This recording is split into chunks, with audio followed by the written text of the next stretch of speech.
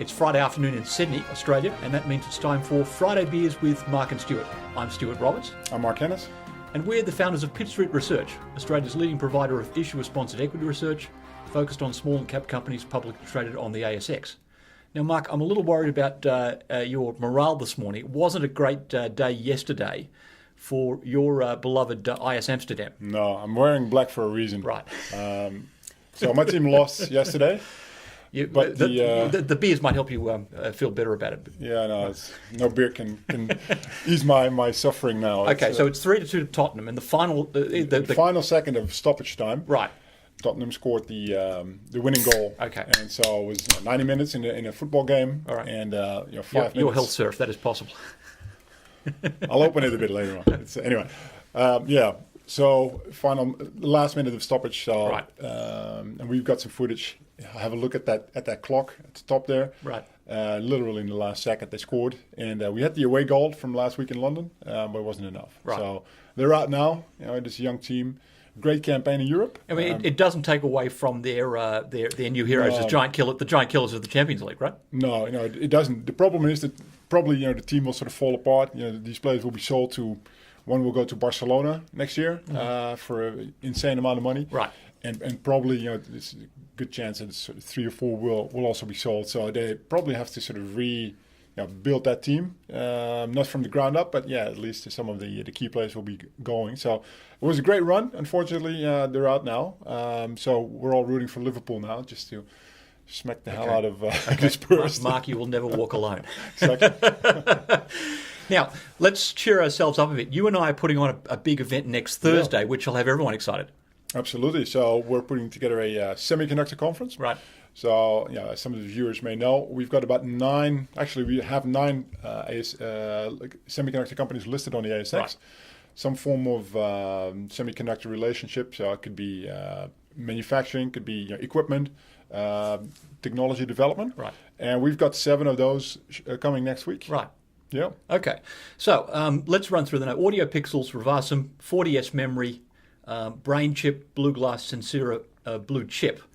Now, I'm a biotech guy, obviously, so it's not a sector I know as well as you do. But my contention is that many investors will not know these names very well.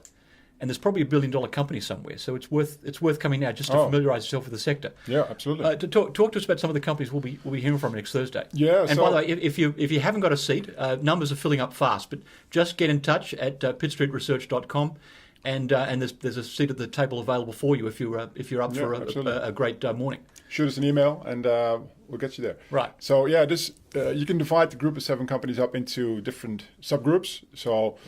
One is on the technology development side. Right. So these companies don't have revenues yet, but they've got technology that is really interesting and that we believe at some point could be commercialized, most likely through license agreements with big chip companies. So yeah, like companies like Samsung or Intel or whatever. Right. Mobile phone companies. So there's technology. For instance, 40S Memory has got a technology. Interface switching ReRAM. Basically, it's. I love it when you talk dirty to me. It can potentially replace. Come here and interface with me, you lovely looking ReRAM. Got a room just by yourself.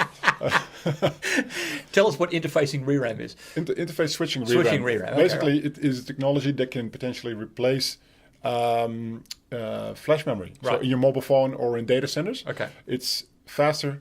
It's smaller, it's cheaper, and power consumption is a lot lower. So just imagine in terms of mobile phone battery life with the IS ReRAM, that could be a lot longer than what you have today. So you could potentially have battery life of 3, 4, 5 days. Right, the usual one day that I tend to get with my these days. Yeah. Okay, right. So that's a really interesting one. All right. And there's research out in 40S memory on our website. Okay. So have a look at that. Okay. So another one is Brain Chip. They've developed Akida, which is a neuromorphic chip, which is basically based... neuromorphic, looks like a neuron, basically. Or looks and behaves like a neuron. Yeah, so inspired on the human brain. Okay, right. So, or your biological brain. Yes. With neurons and synapses. And the beauty of this one is it can learn autonomously, learn by itself, unsupervised. Okay. So you can feed it all sorts of data, and it will start to classify that data and learn on that basis, learn what it means, okay. And then provide feedback to whoever uses that data. So this can be used, for instance, in video recognition. So you can feed it video streams, and it will start to classify and recognize all sorts of things. Okay. So, for instance, if you're looking for a criminal in a crowd, for example. Exactly. Right. Or autonomous vehicles. Okay. Advanced driver assistance. So Okay. that's a sort of the intermediary step before we get truly autonomous vehicles. Okay. So, but also, in mobile phones, it can be used there for image recognition. All sorts of stuff you can use this in. And so they've been working on this for more than 10 years now. Okay. The inventor. Okay. But And who's it's- a fellow Dutchman of yours over on the other side of the Yeah. country, right? Yeah. Peter van der Mud over in Perth. Exactly. Right. Yeah.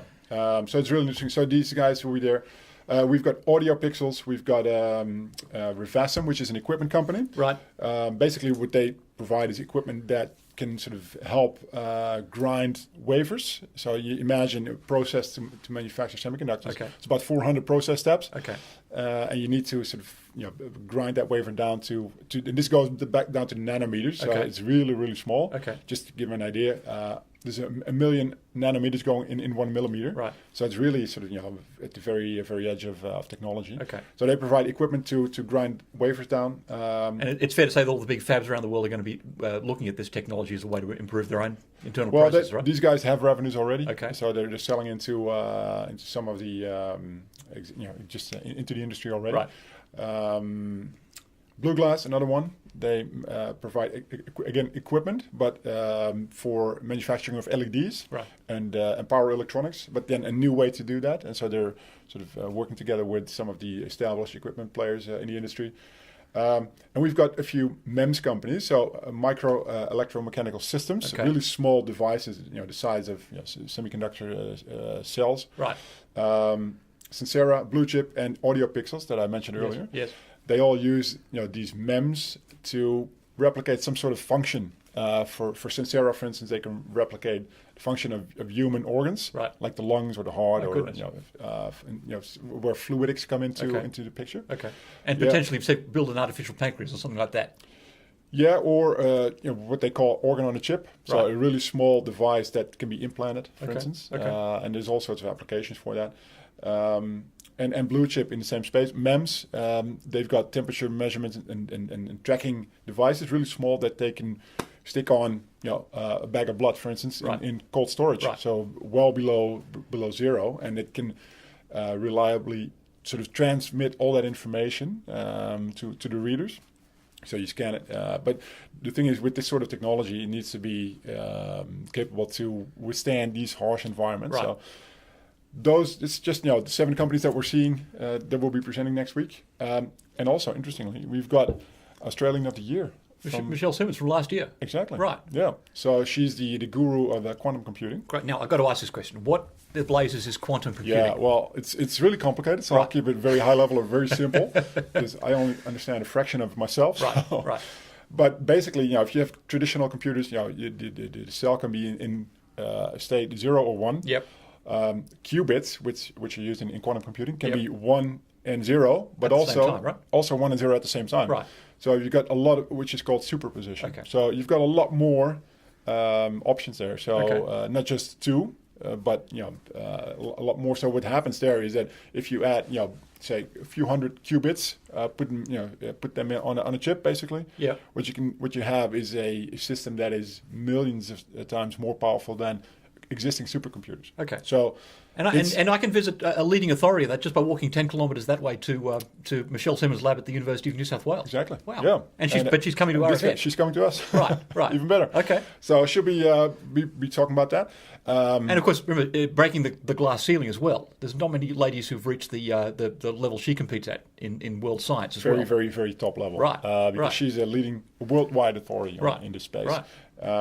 But quantum computing in itself is, we're not there yet. It will take a number more years before you actually are can use a working system Right. for these sorts of applications. But imagine what is possible if you've got a quantum computer. Imagine what it will do to just the passwords, very highly encrypted passwords, or Right. all sorts of stuff that is hidden from from the outside using encryption, for instance. That will be seen it in a totally different light, because if you've got quantum computers working on that, The processing power to crack those things would be, it will be be immense. Okay, you know, right. So basically, stuff that is now done in a few years Right. using supercomputers Yep. can be done in a matter of days with quantum computers. Amazing. Especially in your field as well. You know, Right. if you look at DNA sequencing, all Yes. that sort of stuff, Yeah, yeah. using quantum computing. Well, that's it's, right. We're down to the $1,000 genome now. It'll be the $20 genome if we speed up fast enough. So yeah, that's the potential of quantum computing. Amazing. So we've got all that sort of wrapped up for next week Right. on Thursday morning, and yeah, we've got a few seats available. Yeah. So please get in touch if you'd like to come along. It's Thursday morning over at Barangaroo with our co-sponsors Baker McKenzie. So and thank you very much to Baker McKenzie for their help in putting this event together. yeah. Yeah. Now, Mark, the fun part of our business is you learn something new every day, and I mean this is going to be fun on steroids for me next week. But yeah, let's just talk about another part of fun we have, which is testing the beers every week. Absolutely. Crack that open now. This is Kaiju Crush. Kaiju are a little brewery down in Dandenong, about 25 kilometres southeast of Melbourne. Ordinarily, the beers they Really do good. are the kind I like. Alcohol by volume well above 5. This time they've taken it down for their so-called Kaiju Crush, a tropical pale ale. I like the little plane here on the can. It's cute, isn't it? Now, why is it called tropical pale ale? You put certain hops into the beer to get a lot of tropical citrus type flavours. The best guess of the experts is Kohatu, which is a Kiwi hop that specialises in the sort of tropical flavours. I was expecting to be a little bit disappointed because the IBU is only 30, but it's actually quite. I was pleasantly surprised. It's nicely hopped. And you can sense those tropical flavours quite nicely. They've probably put a few other conventional hops from the American beer scene in there as well. Finish is very good. Got an easy body. I like easy bodies. But go on. It's been a while since I've tried tropical pale ale, but I'd be willing to come back and try this one again. Oh, for sure. Pretty good. But that's all we have time for today. Get your RSVPs in for our conference next Thursday, and good luck, investors, for next week. Cheers.